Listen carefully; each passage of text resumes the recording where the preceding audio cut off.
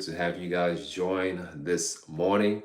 Guys, we have so much to cover. We've covered a lot in the past few days. And once again, today's topic is the NPTE PTA April exam review tips. Okay, we are live. We are live, guys. So I know a lot of times you guys see me holding this book, and I told a lot of us that in the coming weeks, this book and the apps and everything else we'll be using, whether it be the ebook or software or any kind of websites, will become our best friends, right? They will become our best friends, guys. And so that's just what it is. We're doing a lot of review. And I've shared with you guys that as we near this exam, guys, sorry, I'm looking at my screen. As we near this exam, that we need to really be taking our practice exams. So the first tip I want to share with all of us is if you have not started the process of taking your practice exams at this time, please take your practice exam.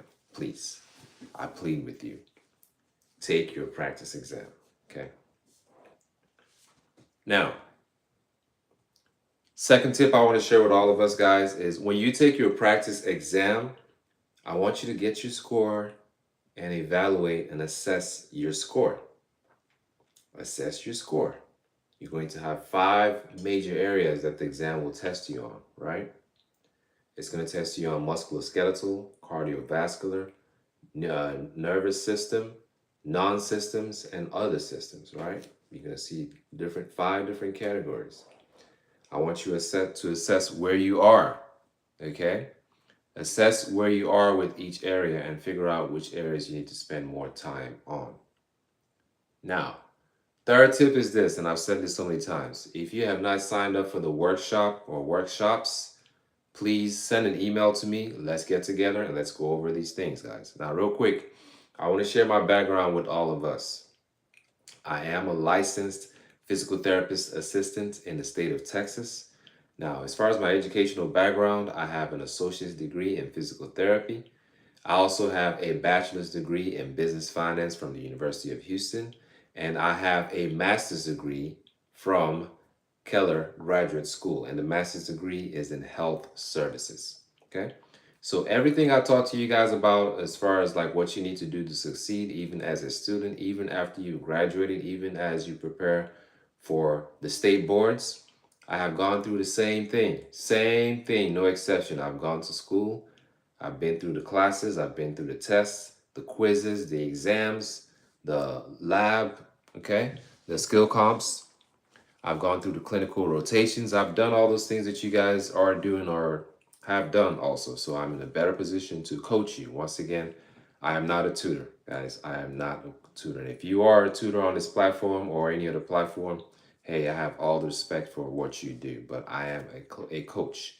A coach is a lifelong, okay, professional relationship. From the time you get into the school to when you're in school to when you graduate to when you get ready to take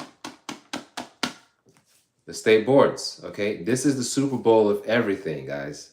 Everything we do, okay, from the time we walk into that classroom the first day to the time we graduate to the time everything. This is the bottom line of everything, is to pass this exam. And guess what, guys?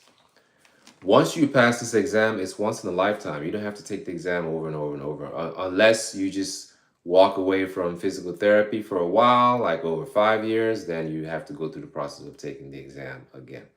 But once you take this and pass it, okay, it's once in a lifetime. All you have to do is every 2 years you renew your license. You do your continuing education credits, get your license renewed, and you're good to go. Okay. Another tip I want to share with a lot of us, guys, is do not procrastinate. If there's anything in the book or the ebook or any topics that you have not studied at this time, you have to hop on it, okay? Because yet last night I was showing you guys the calendar. I believe the next exam is April 1st and the 2nd, right? April 1st and the 2nd, that's the next exam. So we pretty much have like 6 weeks to go.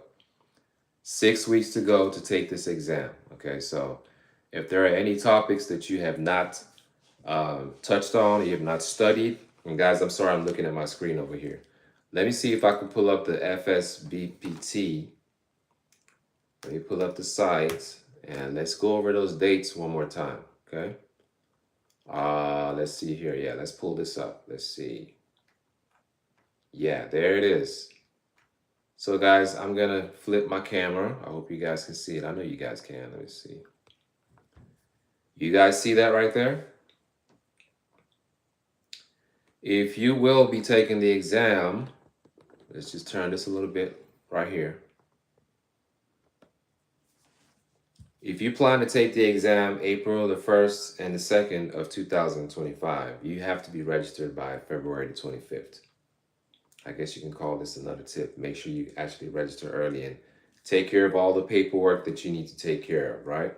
So today is the 12th. We have about less than 2 weeks to go if you plan on taking the exam for the April the 1st and the 2nd. So please mark your calendars and make sure you follow through, okay? And then for those of you taking your exams for July the 8th and the 9th, you have till June the 3rd, okay, to register. If you're taking your exam October 8th and the 9th, you have till September the 3rd to register. So just keep those things in mind, guys. Just keep it in mind. Okay. So back to what I was talking about, guys. When you assess your score, you need to do something about it, okay? Because my understanding is that we're only allowed to take, we have six times life attempts for the lifetime of the exam to take this 6 times. After that, you can't take the exam anymore.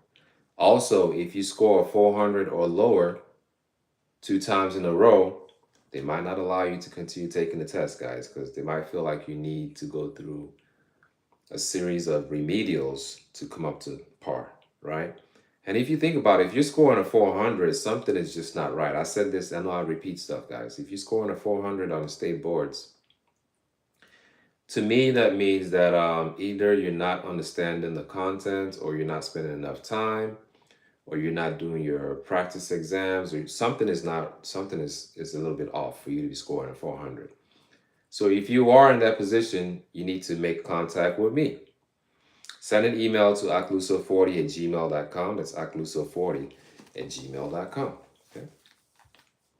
And since I talked about the 6 attempts that we have for this exam, guys, if you're on your 4th and 5th and you still have not passed, we need to sit down and really strategize. We have to, okay? Because think about it. You can't spend 2 years in school and take these exams and get to the 6th one and you just don't pass. I mean, that's just, it could be psychologically devastating, right? So I don't want you guys to feel that way.